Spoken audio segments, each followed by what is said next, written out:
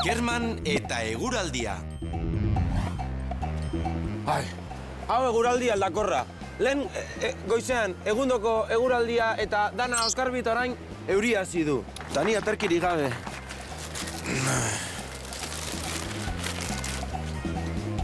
Zer zabiltza gizona? Ederra zaude plastiko eskopoltzan buruan duzula. Bai, eske euria hasi du eta ez daukat aterkirik. Eurie? Baina zirimiria, baino ez duari. Eta lasai gainera, orain atertu du eta. Benetan, atertu da. Aiba, baina, zuzara Ana Urrutia, ETV-koa. Nurte askotarako, Guapa. Zure ustez, laster hasiko du berotzen? Ez kezkatu, temperaturak igoko dira. Subjekturik ez izanagatik ere, euria ari du edota euria hasi du esango dugu euskaraz. Gauza bera gertatzen da atertu aditzarekin ere. Atertu egin duela esango dugu. Kontuz horren bestez, euria ari da bezalako moldeekin. Ez baitira zuzenak. Zuk asko dakizu eguraldiari buruz, Nun ikasi zenuen eguraldia iragartzera?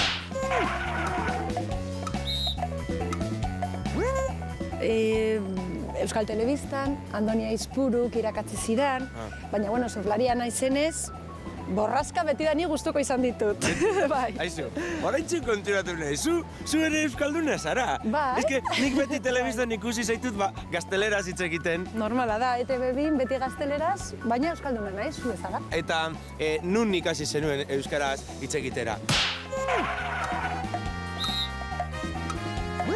Euskal Telebistan, Andoni Aizpuru eta garai bateko bertatik bertarako bere taldearekin, ilusio handia neukan euskaraz ikasteko, eta zuk egiten duzu bezala, lotza alde batera utzi nuen mintza praktikarako.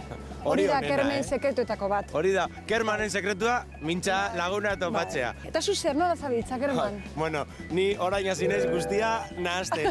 Daukat burua kantauri aldeko eguraldia bezala. Zerbait egiten hasi eta zerbait egiten ikasi esaten dugu euskaraz. Euskara ikasten hasi naiz. Euskaraz hitz egiten ikasi dut. Eguraldia iragartzen irakatsi didate. Baztertzekoak izango dira hortaz, ikastera hasi edota hitz egitera ikasi. Berriz ere hasiko du euria, Eta haize zakarra altxatu du, goazen babestera. Kerman, lasai, eguraldiko emakumerekin zaude. Bai, egia da, aztu egiten zait. Ana, zu egunero zatoz ondartzara ibiltzera, ez? Noiz hasi zinen egunero ondartzara etortzen? Egunero bakiora bizitzera etorri nintzenetik. Eta, zuk surf egiten duzu, ezta? Noiz ikasi zenuen surf egitera? 11 urterekin hasi nintzen olatuekin borrokan, etxean 5 surftaula zeuden, nire 5 anaienak, eta noski, arraroa izango zen, ni surfean ez aiatzea, ezta? Bai, arraro. Aizu, eta zuk uste duzu nik surf egin dezakedala? Surflari planta ikaragarria daukazu, eta berehala ikasiko duzu. Surflari planta, benetan? Orduan niretzat, atertu egin du, berotu egin du, eta eguzki ateratu, eta baitu. Erromako zubia ere. Bai, otxadarra.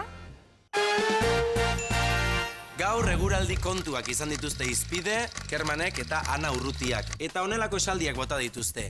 Euria ari du, atertu egin du, edota haize zakarra altxatu du. Gogoan izan, subjektu ezagunik ez izan arren, honelako formulak erabiliko ditugula. Eta gauza bera gertatzen da, elurrarekin edo kaskabarrarekin. Elurra ari du, edota kaskabarra bota du. Bestalde, euskara ikasten noiz hasi ziren kontatu diote elkarri. Gogoan izan, zerbait ikasten hasten garela edo zerbait egiten erakusten digutela. Beraz, gaizki egongo dira, hitz egitera hasi nintzen bezalako esaldiak. Eta zuek ere, euskaraz hitz egiten ondo ikasteko, badakizu zer egin behar duzuen, honekin edo harekin, baina egin.